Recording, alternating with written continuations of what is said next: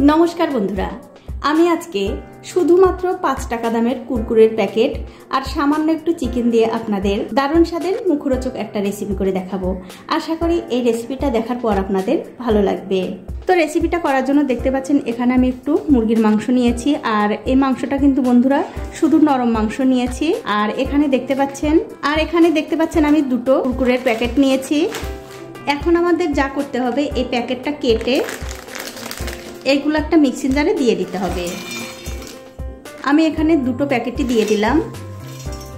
তারপর ঢাকা দিয়ে মিক্সিতে একটু গুঁড়ো করে নিতে হবে। দেখুন এগুলো কিন্তু আমি গুঁড়ো করে নিয়েছি।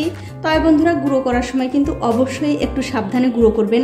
খুব একটা বেশি কিন্তু মিক্সিটা ঘোরানো যাবে না। 3 থেকে 4 বার শুধু অন আর অফ করবেন, তাতেই কিন্তু হয়ে যাবে। বেশি ঘোরালে কিন্তু তেল বেরিয়ে যাবে।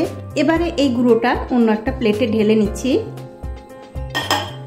এবারে এই প্লেটটা ধরে এক পাশে রেখে দিতে হবে। এবারে যে চিকেনটা আমি নিয়েছিলাম সেটা অন্য একটা প্লেটে ঢেলে নিয়ে এই চিকেনগুলো একটু ছোট ছোট টুকরো করে কেটে নিতে হবে। যদিও ছোট ছোটই আছে, তারপরেও আরো একটু ছোট করতে হবে। দেখুন ঠিক এরকম করে কাটতে হবে। দেখুন মাংস কিন্তু আমি ছোট ছোট টুকরো করে কেটে নিয়েছি। এখন আমি এর মধ্যে কিছু মশলা দিয়ে মাখিয়ে নেব।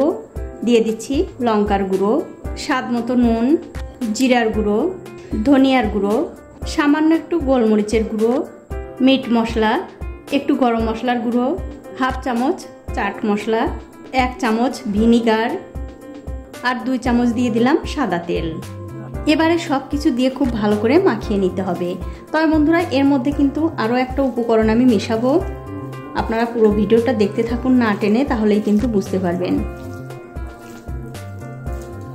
দেখুন সবকিছু দিয়ে কিন্তু আমি এই মাংসটা খুব ভালো করে মাখিয়ে নিলাম। এবারে আমাদের এর মধ্যে দিয়ে দিতে হবে একটা ডিম। ডিমটা কিন্তু বন্ধুরা অবশ্যই দেবেন। এবারে এই ডিমের সঙ্গে মাংসটা আবারও খুব ভালো করে মাখিয়ে নিতে হবে। দেখুন ডিমের সঙ্গে মাংস কিন্তু আমি খুব ভালো করে মাখিয়ে নিয়েছি। দেখুন সবকিছু কিন্তু আমি খুব ভালো করে মাখিয়ে নিয়েছি। সবশেষে এর মধ্যে দিয়ে দিতে হবে 1 চামচ কর্নফ্লাওয়ার। অবশ্যই কিন্তু এই কর্নফ্লাওয়ার দেবেন, তাহলে কিন্তু এই রেসিপিটা খেতে বেশি মুচমুচে লাগবে। এবারে কর্নফ্লাওয়ারের সঙ্গে আবারও খুব ভালো করে মাখিয়ে নিতে হবে। দেখুন সব মশলা দিয়ে কিন্তু এই মাংসটা মাখানো হয়ে গেছে। এবারে ভাজার জন্য রেডি করতে হবে। এবারে আমাদের যা করতে হবে, এই চিকেনের টুকরোগুলো এই যে আমি আগে থেকে কুরকুরে গুঁড়ো করে রেখেছি, তার মধ্যে দিয়ে এই চিকেনের টুকরোগুলো কোট করে নিতে হবে। তো খেতে কিন্তু বন্ধুরা অসাধারণ লাগে। আপনারা একদিন হলেও বাড়িতে বানিয়ে দেখতে পারেন।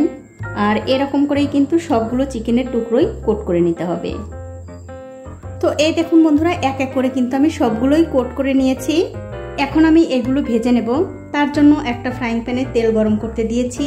তেলটা যখন ভালো করে গরম হয়ে যাবে, তখন গ্যাসের ফ্লেমটা লো টু মিডিয়ামে রেখে একটা একটা করে দিয়ে দিতে হবে।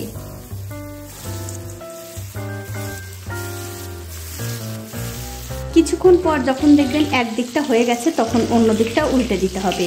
আর এরকম করে উল্টে পাল্টে একটু লাল লাল করে 4 থেকে 5 মিনিট ভাজলেই কিন্তু হয়ে যাবে।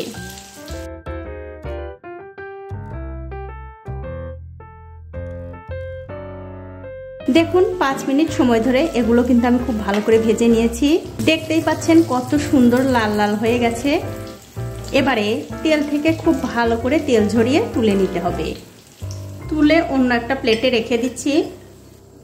তুলে নেবার পর বাকি যেগুলো আছে সেগুলোও কিন্তু একই রকম করে ভেজে নিতে হবে।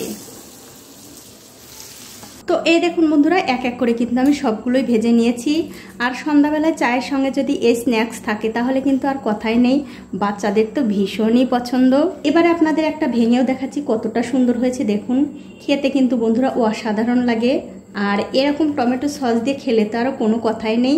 তো বন্ধুরা, আমার এই ভিডিওটা দেখে যদি আপনাদের বিন্দুমাত্র উপকার হয়ে থাকে, তাহলে অবশ্যই আমার এই চ্যানেলটিকে সাবস্ক্রাইব করবেন আর শেয়ার করবেন আপনার বন্ধুদের সাথে, যাতে আপনার বন্ধুরাও এরকম নিত্য নতুন রেসিপি বানিয়ে খেতে পারে। আজকে এই পর্যন্তই। দেখা হবে অন্য কোনো নতুন ভিডিও নিয়ে।